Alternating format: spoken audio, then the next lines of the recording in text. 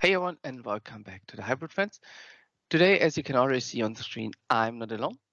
I'm with my great friend and former colleague Oriol, and today we want to discuss a bit about why it is so important to run modern applications, platform and infrastructure independent and not buy into certain technologies. So, first and most important, Oriol, would you be so kind to introduce yourself? Sure thing, Flo. Hi, my name is Oriol. I'm really happy to be here today. I'm an engineer with more than 5 or 6 years with experience on Kubernetes platform, on building containerized applications for Kubernetes, both hosted in the cloud and on premises on hybrid environments.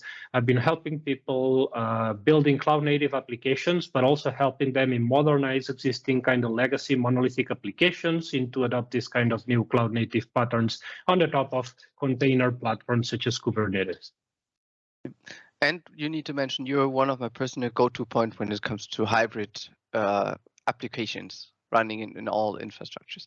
And that's also the key point why I wanted to have you on the call is we're seeing, or we both saw in the past, a lot of customers buying into certain technologies like AWS Glue, Azure Service Buses, Azure Service Fabric for their modern application. Then they came to us and say, I want to run it on Azure Stack HCI, or I want to run it on VMware, or can I port that one to Google or AWS or to my beloved Mr. Müller cloud provider next door? And often we ended up with a whole redesign of the application. And that's one thing I would really appreciate your personal opinion on. How important is it to run infrastructure independent applications, taking our example with Kubernetes here? Yeah, precisely. It's extremely important, and it's something that we're seeing more and more in our customers and people adopting these kinds of applications. So far, they might have been focused on a single cloud provider, leveraging a lot of native services in terms of dependencies for the application. But now they are looking at expanding, possibly adopting third-party cloud providers, or even running them on premises in kind of hybrid infrastructure, connected or not connected to the cloud, right? So this is where it is really important that our application and the set of dependencies that application might have on additional services like data, event streaming, any kind of other services that we might utilize can also be decoupled from the current hosting environment and run in our platform of choice, right? And this is where kind of cloud native applications shine, because by leveraging things like containerized application, microservices, pretty much any single dependency that our application has can be run on a Kubernetes environment. So we can pack the application with all of its dependencies on a single hosting platform that can then run on any cloud provider, on premises or hybrid environment, because all of them support running a Kubernetes platform on the top of them, right? So in the past, we might have been leveraging native cloud services like, I don't know, Azure Event Hub or Service Bus. When we move that into on-premises, we might need to switch to a different service that can run natively on premises on a Kubernetes cluster like Kafka. It is true that many cloud providers are offering now the possibility every time more and more to run some of their native cloud services on Kubernetes natively on hybrid environment, like we're doing with Arc, or Azure is doing with Arc for app services and similar. But still, it is important that we leverage dependencies that can run natively on Kubernetes. That's what is going to give us most flexibility in the long term. Okay, there's also an addition to that. It is, if you are actively using native services on cloud providers, some of them can implement like interfaces that will make it easy for you to port those services into hybrid or on-premises environment. Like if, for instance, you're leveraging Event Hub, you know that you can talk to it with the native Event Hub API in Azure, but you could also talk to it through the Kafka API, or more recently, we've announced, Azure has announced the support for MQTT broker interface for Event Hub. So by leveraging those standard interfaces broadly adopted by the whole community will make it very easily for you to port those applications and run them on premises without actually having to change any single line of code. Thank you. And just taking your point with the dependencies. So as we are now more or less post-COVID times and post-hardware shortage times, so during those times, many customers were moving to the cloud providers because services were available there, resources were mostly available with those providers, but now customers moving back to on-prem, leveraging their cost-saving contracts with Dell, HPE, etc. So, but there's one dependency with most of these on-premise infrastructures. There are dependencies to, for example, the networking with like HCI, SDN, VMware, vSAN, etc.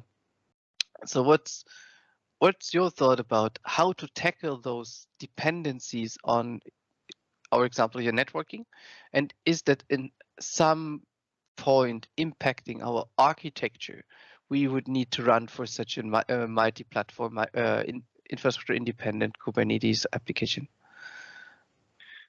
Yes, the reality is it shouldn't be. So your application should be agnostic and be able to run on any Kubernetes environment, regardless of the underlying networking infrastructure that you have, right? So the network interface provider running on your Kubernetes cluster should take care of this. Your application should only worry about leveraging Kubernetes networking features and controls, such as routing, such as network policies for Kubernetes, etc. And those features should then be under the hood implemented by your network provider, regardless of whether you're running, for instance, on Azure, AKS Azure in the clouds with Azure CNI, or AKS Hybrid on HCI running Calico CNI. You shouldn't have to worry, or at the application level shouldn't have any dependency on the actual networking model that you have on your infrastructure platform, right?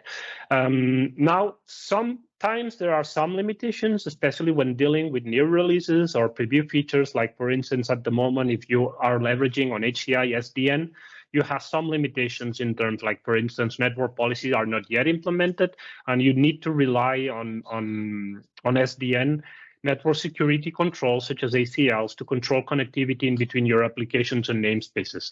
The ultimate goal is for these limitations to be removed so that we are implementing those network controls within the Kubernetes platform by leveraging known things like network policies that our applications understand. And that is what gives us truly platform independence. So the same application can run on AKS regardless of the underlying network infrastructure model used by the hosting platform. That's our ultimate goal. Oh, thank you so much. But with now running our application and also our Kubernetes cluster on so many platforms, so we have a maybe large fleet and most likely also much more wider and globally spread application. How can I manage that fleet? So I think it would become rather complex to manage all those application clusters within my environment now. Yeah, absolutely. That's a question we get a lot. I mean, people are no longer running an application in a single Kubernetes clusters. People are running on multi-cloud environments where they might be running on Azure, AWS, GCP, also on premises. For availability for DR reasons, whichever, or maybe they are running workloads at the edge. So they have a variety of multiple Kubernetes environments distributed potentially across the globe that they need to manage. So managing those environments becomes a very important question. In Azure, for instance, we would leverage something like Azure Arc, which allows us to extend Azure management capabilities to on-premises and edge environments. And by tapping into Azure Arc, we can connect all of our on-premises or third-party cloud-hosted clusters to Azure and leverage Azure Management Plane for manage and govern all of those clusters. So we can manage those clusters, deploy extensions on the top of those clusters, secure those clusters globally from the central Azure Management Plane. Another well-known practice or technology used for this kind of management at scale is from a DevOps model by leveraging GitOps platform for Kubernetes. It allows us to have multiple Kubernetes clusters across the globe connected to a single GitHub repo where our applications are deployed. And by submitting changes to that repo, we can automatically update all of our clusters that are connected to it. Again, through Azure Arc, for instance, for Kubernetes, we can implement Flux-based GitOps DevOps model for all of our clusters, deploy the Flux components, and enable this kind of GitOps model across the board at scale for all of our clusters. And this is what it will give us the possibility of managing them all from a centralized repo and from centralized Azure management plane. So you see it.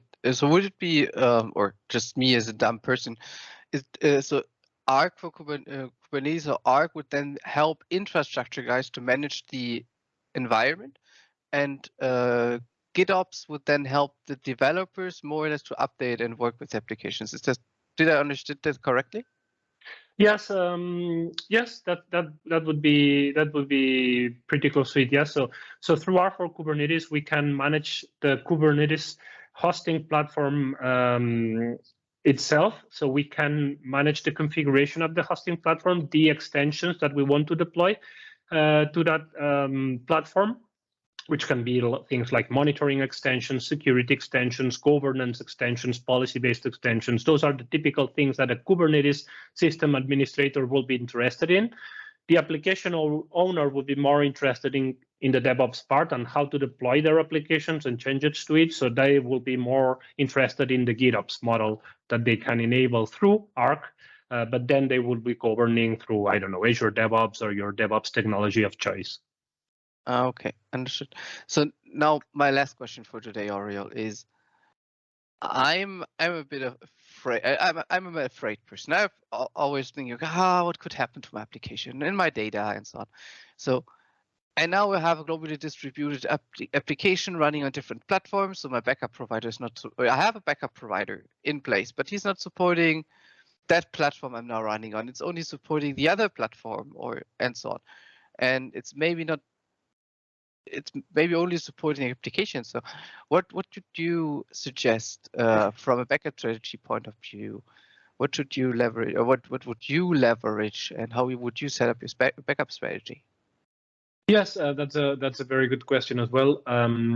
So from a backup point of view, the first thing that we need to understand is that once we're running a complex application with a lot of dependencies that we are running in a single hosting platform like Kubernetes, we need to look at the backup from an application level as well. There is a difference whether I'm running a web application that is leveraging a SQL managed instance running on the Kubernetes platforms to an application that might be using another service or dependency like, I don't know, Cassandra DB or Mongo or Kafka, right? So we need to understand our application capabilities and dependencies and look at each one of those dependencies to properly design a backup DR strategy for each one of those at an application level. So it's not an infrastructure level discussion. We need to take into consideration which applications and dependencies we're using to design the proper DR strategy for our applications. Now, with Kubernetes, we do have tools at our disposal to help us back up applications from the Kubernetes platform itself. Like we all know things like open source Velero, which help us back up and restore a single application and all of it dependencies running in the cluster. There are third-party providers like Kasten that have solutions in that space as well that work very well. We can use them to our advantage. Those solutions also leverage Kubernetes built-in tools for backup and restore, things like volume snapshots for disk resources are available to our disposals. And we can leverage those to take a single cluster on an application and back it up into a kind of DR scenario. Okay, so those are also tools that we can leverage. But it's a combination of these kind of platform level tools with an understanding of the application to make sure that what we're doing makes sense, right? So maybe if we'll have a SQL dependency managed instance, we are more interested in having an always-on availability group in between two different clusters. Maybe we are using disk-based resources, Velero works fine, and you can use this volume snapshots for this kind of strategy backup, okay? Okay, perfect. Thank you so much for the chat today, Oriol. Is there anything you would just want to get rid of before we close our talk? No, I'm okay with it. Okay, perfectly. Thank you so much, Oriol. And for the others out there, if you want to have more of those chats and have other topics we should discuss, especially when it comes to Kubernetes with Oriol, leave us a comment if you need help with your project, especially when it's more Microsoft-like, then just ping the Microsoft Fast Track team. Otherwise, I think Oriol, I will also link your profile in the description below. So everyone who is interested to share his project and architecture requires help, he can ping you directly, I think via LinkedIn or via your business pages. For the others, leave us a comment, leave us a like, subscribe our channel. There's more such great comments and such great talks like with Oriol coming up in the future. Thank you so much, everyone, and have a great day. And also to you, my friend. Thank you guys for having me here today. Thank you.